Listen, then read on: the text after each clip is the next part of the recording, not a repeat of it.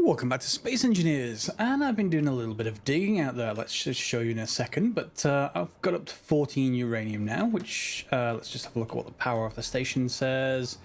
5 hours apparently, but basically the refinery is permanently on. So if we have a look in here, we've got what's processing at the moment. Uranium. I got something like 11,000 uranium, and it's still processing. There's lots and lots of stuff to process, as well as 10,000 cobalt.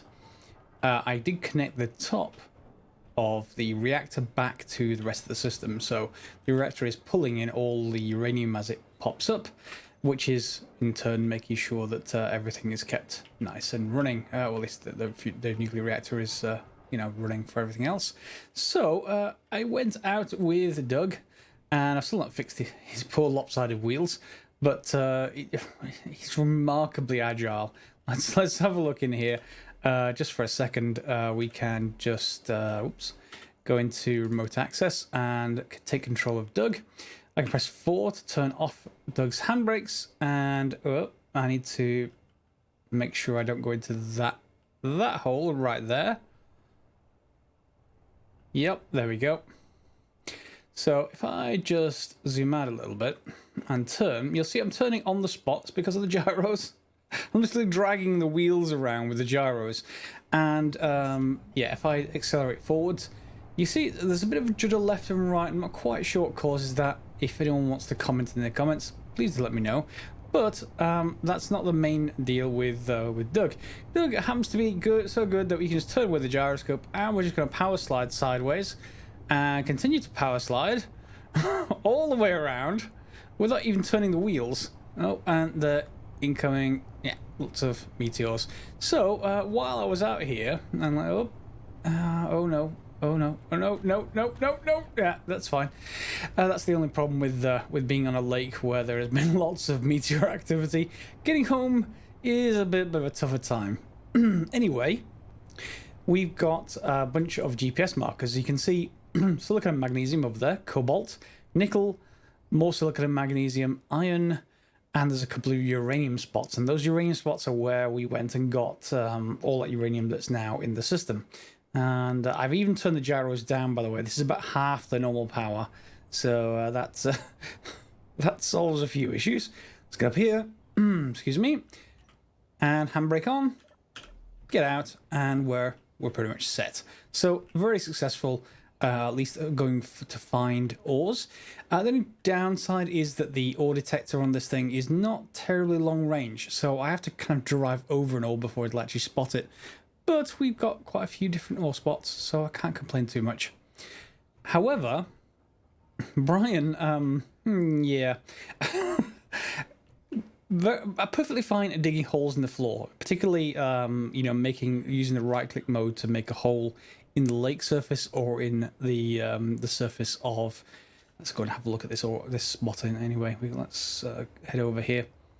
A hole in the surface of the ground does very well, and when it gets to depth, it can then turn sideways, and that's one of the hardest parts when you're building one of these miners. It can turn sideways, and because the ores are in a horizontal seam. So here you can see where Brian was, and we got a seam of uranium all the way around. So that is one decent way of getting ores. I thought we'd look at a different method today. Well, there's a couple of other methods I can think of. One is some kind of wheeled miner, which would be, how do I say this, horrible. I've never managed to make a successful wheeled miner without putting thrusters on it as well. So at that point, you may as well just have something with thrusters on it. Aside from that, you can make a vertical miner. Now, a vertical miner is, imagine like this, but flipped upside down, so the drill's pointing downwards, and we can have a lot of drills. And that will go straight down, but it can't really turn like, can't turn this way, okay? Can't roll in any direction just because of the way it's constructed. It's sometimes very tall, and it isn't anywhere near as agile as these things, and it wouldn't have as many thrusters pointing sideways, so it doesn't tend to work too well. However, it works well as long as you're willing to sacrifice the surface of your planet. If you want to just go straight down through the rock and then turn on the ore mode, go all the way back up to the top again and go straight on through the rock again and then get to the ore. That works fine. Vertical miners, no problem with those.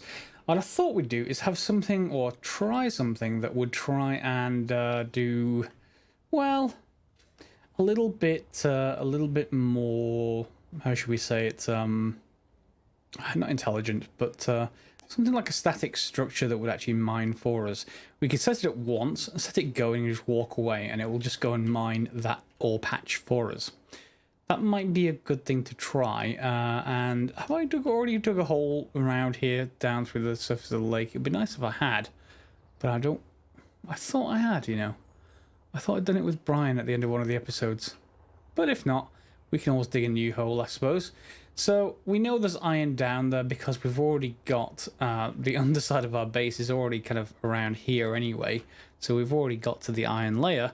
But if we want to mine out a lot more, we can have a look. And there's even iron over here.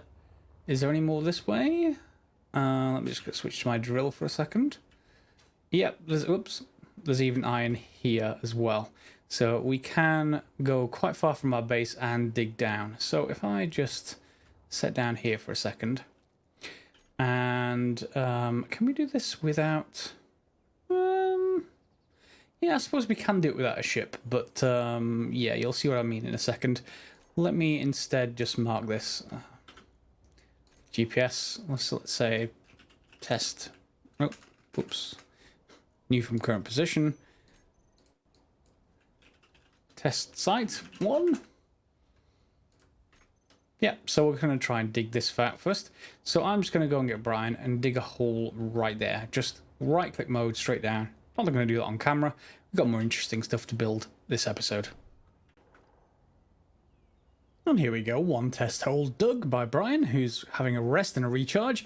So it doesn't matter where we're doing this. Obviously, there's plenty of the spots we could do it with. Specifically, the uraniums would be good. So that one over there is a kilometer away. We could think about that one as well. But this one just happens to be near the base, so I can actually get construction done relatively quickly. So we want some kind of base to start this from. So if I just build in some blocks here, we don't need anything specifically high, but that'll get us started. Then we need to build some conveyor junctions. So I probably just want to put one on top, at least to start with.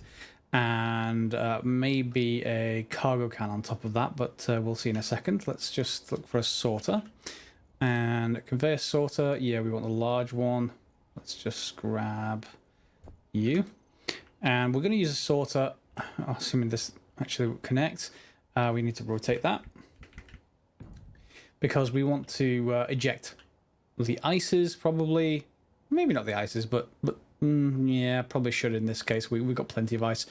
Get rid of the ice and get rid of any stones. That's going to go this way, and we just need regular conveyors on the sort of, you know, we just need far enough away from the hole that it's not going to cause problems.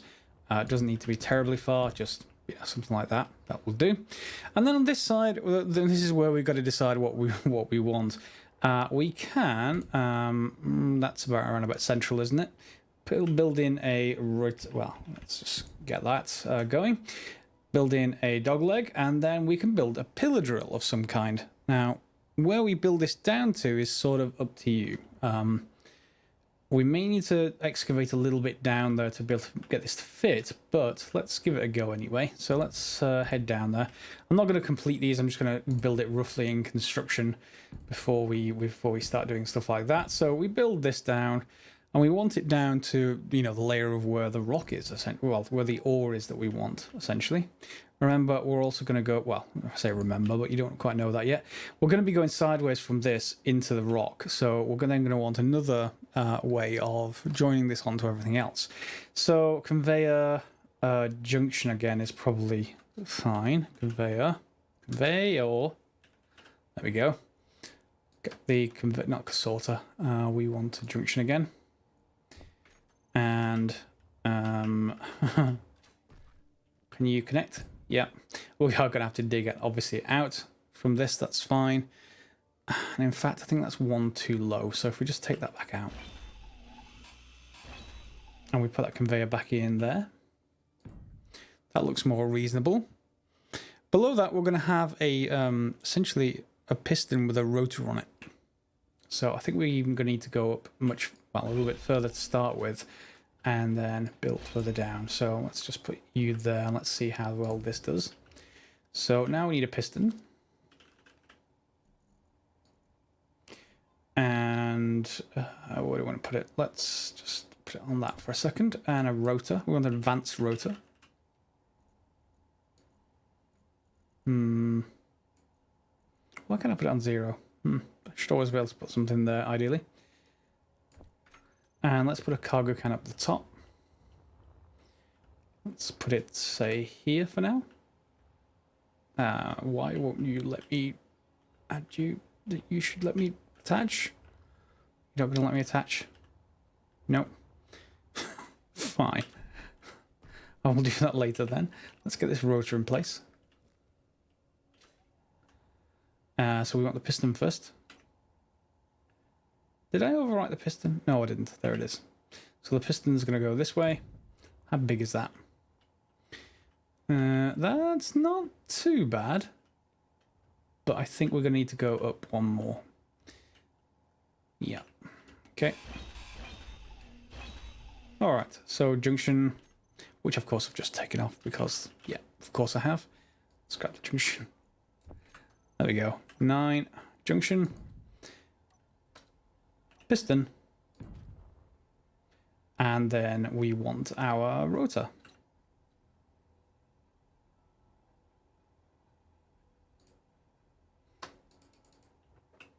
You're not going to let me attach?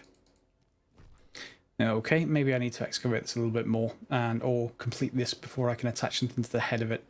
Either way, let me just build a couple more bits and pieces and we'll come back for that. Okay, here we go. We've got the rotor connected to the piston, which is on the conveyor junction. And then we've got a conveyor junction down here. I put in a connector, and the reason why I couldn't attach that cargo can was obvious. There is no large ship or station version of a medium cargo can. Slightly annoying, but a small cargo can should do for now. I'll just put it on the other arm of this. I can put it further out if we wanted to, but that's something we can reserve for later. And then, in fact, we could even put it directly on top of here with a connector on top or something along those lines, but we don't have to worry about it. On this end, I put a connector, and we're going to set this to throw out. So it's going to collect it all and throw out. But this sorter here is going to be configured once I've got a remote control panel on here somewhere. Ah, there we go. We can configure this. Let's just grab this and go to the sorter, conveyor sorter, and active filters. So we want to filter, interesting, what do we want? We definitely want a blacklist, and we want to add ice to it. In fact, no, blacklist. It's the other way around. We want a whitelist. Only this is allowed to make it past the filter, or rather it filters everything. So ice and stone, I think. Yep, and then it will presumably just filter all of those. Yeah, it's been a while, but let's give this a go. I'm also going to configure the rotor now. Now, we don't have a power source just yet, but more importantly, I want to have maximum torque, but I want its velocity to be tiny. Tiny. In fact, we want this to be, I don't know, 0.01. Let's start with something like that. You control click to set a defined value on there. We don't want to have any kind of limit or anything along those lines. And then, do I want anything else configured just yet? No, the piston can stay exactly where it is. And the piston is only really to allow if we want any vertical mining. You know, if it's not quite at the right height, we can adjust it with the piston. It's not too bad at the moment. So to start this whole thing off, what we've got to do at first is basically clear enough room for the first drill. And the first drill needs to be, well, we can do it two ways actually. If you really want to clear out a small room, and let me just assume that this is the worst case, shall we? And then you'll see what I mean. So if I just grab a conveyor junction again, if I put one there and build it, don't worry about anything else for now. If I want to do something really small scale, I can rotate this drill and put it here, like this. Okay, and you'll see now that it is mounted I need some construction components, some steel plates, and some interior plates. Okay. But you'll see it's mounted just ahead of where the center of rotation is. So its clearing area will be quite small. But that may be exactly what you want to start off with. My only concern is that this is too close to the head of the drill. And if that's the case, then this whole thing will get ground down pretty quickly. But I thought I'd give this a try first. Normally, of course, I'd just attach it to the side of this block and I've cleared out a bit more space. So if we need to do that, we can just put it where this is, pointing that way, and then tell it to rotate and start clearing. So now hopefully you get the idea here that this is going to clear out in a horizontal arc. And because most ores are essentially in a horizontal band, we can get this to get done. So we just need some steel plates, construction components, and interior plates. Let me just get those. Whoops. We should have, well, I may have a few interior plates. Let's just move those down in here. I don't need those. Yeah, I don't have many interior plates, so let me just get it to build a few hundred more. And choose you. So, construction components? Yes. Is it small steel tubes and interior plates? Let's give that a go. There we go. Ah, it was steel plates, wasn't it? But I've got everything I need. Yep. I just need a power source, so we can choose whatever we want for there. Don't necessarily want some kind of battery, although what you could do there, if you're going to build those towers in the middle of nowhere, what you could have is your ship itself have a merge block of some kind, or even just have the battery on board, and connecting that would then power when it was docked. But then that would only power when it was docked, so you've got to kind of choose what you want there. And now I need some steel plate, don't I? Some steel plate. And we probably want to build some kind of control panel on there or something along those lines, but we definitely need a reactor of some kind. A large ship, small reactor needs lots of reactor components. Do I want to do that? Or do I just want to shove a solar panel on there? But it's not daytime, so that won't be any good. So yeah, we've got to have some way of doing that. What am I on reactor components? They tend to be not the cheapest. I've got 3. No, that's not going to do the job. So maybe if we try and connect Brian to it, I guess. It's worth a try, I suppose. Let's head over there. And we do want a connector. We need an upward-facing connector anyway. I just want to see whether the batteries of a connected ship... Oh, that's the wrong way. The batteries of a connected ship will become or can be used to power this. Oh no, that was the right way up. Yep. Got enough components. Okay. Because if so, I could just build a flying battery for as far as that's concerned, and a flying cargo can with the battery attached. That's something we can sort out. So, is that enough to start us off? Let's go and see if we can attach Brian, and see if we can land that thing up there. Remote access. Oh, we can't see it because it's docked. So let's just get down to the remote control. I should just rename that Brian remote control, just in case we have other things in future. And hit control. Then turn on the thrusters, turn off the connector, and head upwards. Don't hit the antenna.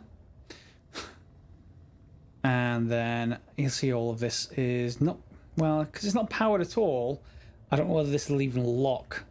If it won't lock, then that won't be a good situation. But let's see. If we just reverse down. Will you lock if I set you to on? No, you won't. You need some kind of power, don't you? That's unfortunate, but something we can sort out. Whoa! Oh no! Oh! Whoa! Don't press the wrong key and then turn off the things keeping you in the air. Important lesson. Fine. So we need a power source. Okay, so normally I wouldn't build a battery, but because I've now found nickel over there and silicon over there, both of those are the requirements to make more power cells. So we don't have that same early game problem that we need power cells so much anyway. So we need 38 more, and then we need some way to sustainably power it. So that's probably going to be a solar panel of some kind. And again, we can probably make those as well. So let me just actually see what they take. Solar panel. And let me just so we're going bulletproof glass, solar cells, computers, girders, construction components, steel plates. Okay, so all those seem fine to me. I'm just going to oops, I need some of those components to actually build it. So let's just grab some bits and pieces from the connector and some of you. 37. I'll be one short. That's okay. We can sort that out later. And no doubt there is, obviously an easy way to do this, or at least a more compact way to do it, but I'm not too concerned about compactness here. We just want to get everything sorted, so that's a solar panel. So construction components and solar cells will be short of. However, I just want to make sure that this is all nice and robust, just in case I accidentally nudge it when I come to pick up stuff. And the rest is just, power cells for this, isn't it? So we need one more, and then some solar cells and construction components. Okay, whoops, there we go. So construction components are easy. We got lots of them. Let me just get rid of everything else. In fact, construction components, solar cells. I only want 64 of them. Can I do Alt? No, shame. Okay, so that will do fine. And yeah, I picked up 46, but we'll only need the one. I should have picked up more steel plate, shouldn't I? Never mind. Solar panels up. It's coming daytime. Batteries up. And that should mean everything's on. It is. Okay. So, dare I go and stand down there while I do this? That's the usual issue with this kind of thing. So let's give this a go. Eek. So we want to just go to the drill. You need maximum required input 2 kilowatts on. Okay, so the drill is working. And let me start the rotor as well.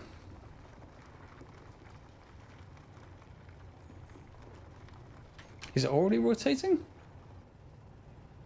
Is it off-center? It may well be off-center. Okay, so let's just see if the rotor... toggle block on... Is there a start rotating? Reverse, maybe? Yeah, it's so small, the rotation speed at the moment. It will take a long time. So if we had it in 60 seconds, that would be 1 RPM. So let's just try maybe 0.5. Okay, and... Oh, it's going backwards. No, we want to go the other way. Reverse again. There we go. 0.5. Okay, so now it's going to start rotating, and it is clearing this. Important point is, however, if that back of that isn't clear. So you need to make sure that when it's rotating, it's got clearance on the back side of that as well. Let's go and take a look at the power usage of this thing as well. Let's look at the battery. Battery maximum output. Okay, so current input is 100 kilowatts. Current output is 8 kilowatts. That's good. And stored power is 900 kilowatt hours. So this should continue rotating and clearing its own, hopefully its own circuit. And that's one block from center, and that's one block from center, and that's one block from center. Yes, it is. So it should clear its own circle, and that means I can probably increase the speed. I don't want to increase it too much. But why don't we try 2 RPM and see if that helps? So not the piston, the drill. Not the drill, the rotor. Okay, let's try 2.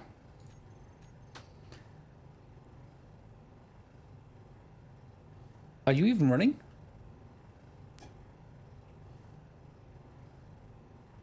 No, you're not moving.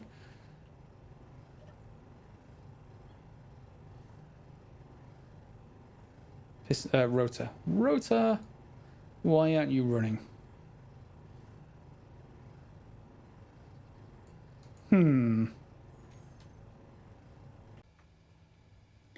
Yeah, don't ever hit the reverse button on the piston instead of the rotor. Just a thought. However, it is easy to take apart and put back together. That's entirely the point why you should actually do something like this. Okay, so at least the rotor's not damaged. So, yes. So we're going to want to. Why don't you let me attach to you? Has the head disappeared? Is that why? Let me just take that part, put it back on again. What was... Oh, that was bits and pieces that I can't... Yeah, I can't store in my inventory. Fine, let's just put that back on again. There we go. Yeah, it was the head that just disappeared. There we go. Okay, got everything we need. And now at least the chamber's bigger. I suppose that's one problem sorted. So we want one there. Okay, so we've lost some bits and pieces. Let me go and get some more interior plates and rebuild that and then start it up again. My recommendation, go to the piston. Show blocking terminal off. You can almost see it by showing hidden blocks, but otherwise you don't have that problem. And in fact, we can probably do the same with other things to make this even simpler. So we can get rid of the conveyor sorter, small cargo can. I may want the connectors, so let's show those blocks off. And then we've only got the rotor, so then we can just set the rotor to be something small, again 0.5. Go to the drill, turn the drill on. Go to the rotor, and well, the rotor should already be going, I would imagine. Let's look at this one. Oh, it's going the wrong way again. Oh no, reverse. Rotor. Reverse. There we go. So if you want to go clockwise, make sure it's a negative number. If you want it to go anti-clockwise, make sure it's a positive number. Now what I don't know is if, again, there is enough space behind that. I think there is. It looks like there is. So this should now rotate in its own circle. So all you need to do is, once this is finished rotating, remember this can't extend at the moment. So take the drill apart, put it onto this block, and then let it go around again. Once it gets a large enough circle, and you can do that just with conveyors, you can put a piston on it, and put the piston in between the drill and that center conveyor block. That means you can then extend the drill in a circle, and it will continue cutting as it goes around.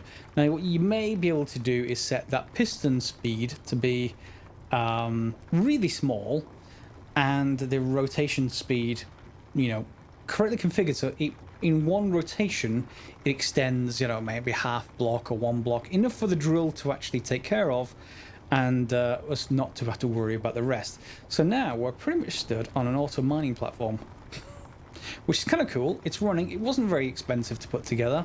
The only thing you lose by doing this, at the moment at least, is that that battery. And because we've got silicon and nickel spots, I'm not terribly concerned about that. There's probably a much better way to do that. If I built a merge block, I could build a flying battery that I could just dock on top of here, and while it was docked, it would just power the whole thing up or something along those lines. That's not really a problem. But yeah, I quite like this kind of approach to mining. I can just walk away, essentially. It should cut out its own hole straightforwardly, and I can keep extending it. So do let me know in the comments what you think. Relatively straightforward approach to mining, but doesn't mean we have to go out with a drone like this one. Now you'll see all these little balls of ice being ejected. That's what happens when the drill hits something. This connector is now set to collect all and throw out. So if I just go to the control panel for it, collect all, throw out. And it's going to try and collect everything it can. This sorter is only going to let ices essentially go through it, but otherwise it should pull just fine. And then we got a cargo can, obviously, that will store things when we don't have, well, the connector's probably going to try and collect everything, but we've got 20k iron already. And yeah, this thing is just going to keep going around. In fact, it is still hitting hitting ores. Quite pretty, in fact. It's also a little bit high, I think, for this particular patch, but that's not something I'm going to worry about just yet. We can configure that. I'll do that off camera. So I think that's pretty much it for this episode. We've got a remote mining sort of boom. This arm just needs to be long enough. We could drop it straight back down the hole, but then the drill could probably catch that again and send it back up. So we probably don't want that at the moment. And now that it's dark, oh, I don't want to get too close to that. Now that it's dark, let's just take a quick look at what the power usage is like. I can't reach it from here. Let's pop over there. Battery. So it would take 5 days to deplete this thing from the battery I built originally. And of course there is a solar panel on which we can make more of if we need to. So I'm quite happy with that. I don't know if you guys are. Let me know in the comments. Oh, wow. Let me know in the comments below. Otherwise, as normal, feel free to like, subscribe, share, etc. And we'll see you next episode. I maybe we'll build more of these, but I think next episode probably going to build some kind of flying battery cargo can apparatus to go and collect stuff from wherever we put these stations. That seems to be a straightforward thing to do on planets anyway. Assume we don't have, well, we can have a blueprint system, but we're using a projector. We'll come to that later. That's more advanced stuff. For now, guys, thanks a lot for watching, and I'll see you next time.